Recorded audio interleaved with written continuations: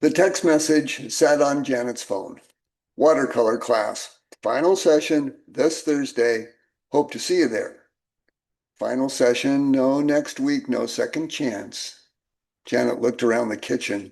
4 chairs, 1 person.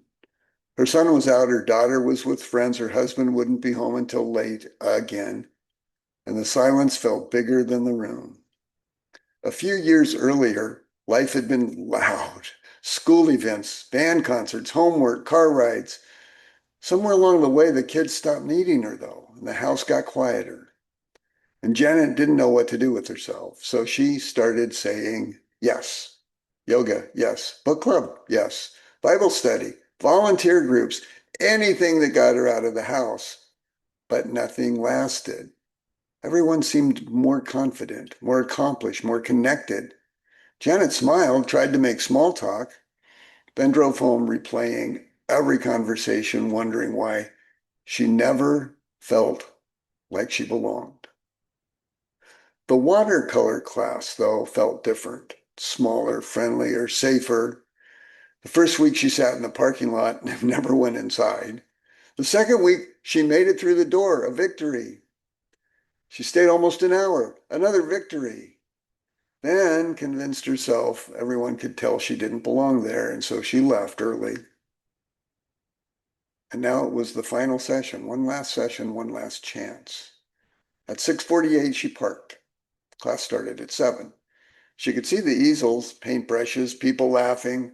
A woman she'd met the week before spotted her car, waved. Janet waved back as her stomach tightened and churned. What if I say something stupid? What if they don't like me? What if I don't fit in? The clock said 6:58, then 6:59. And Janet's hand shook as she reached for the ignition again. A few weeks later, we were talking, and she told me about the classes, the worrying, the overthinking. Then she became very quiet and finally said, "It's not being alone that scares me." Tears filled her eyes.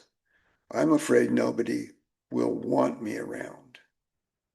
And suddenly everything made sense. The classes, the stress, the anxiety, the endless second guessing, the overthinking, the fear that had been there all along. Fear of rejection, quietly running the whole show. Fear of rejection. Hi, I'm Dexter Godby. I'm a professional energy healer, have been for over a decade. And Janet and I began working on the fear underneath her stress and anxiety, not just the symptoms, the fear, the root cause. While doing energy work for her, things changed. She slept better, worried less. One evening, she walked into a room full of strangers without sitting in the parking lot first.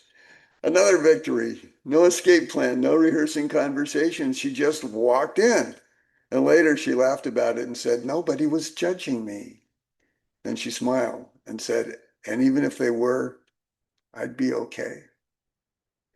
A little stress often grows into full-blown anxiety, and most of the time it's fed by a fear hiding underneath both.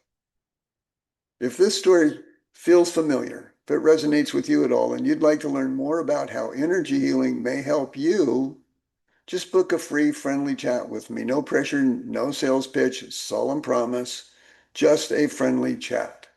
The link's in the description and the pinned comment. I appreciate you. Bless you. Bye for now.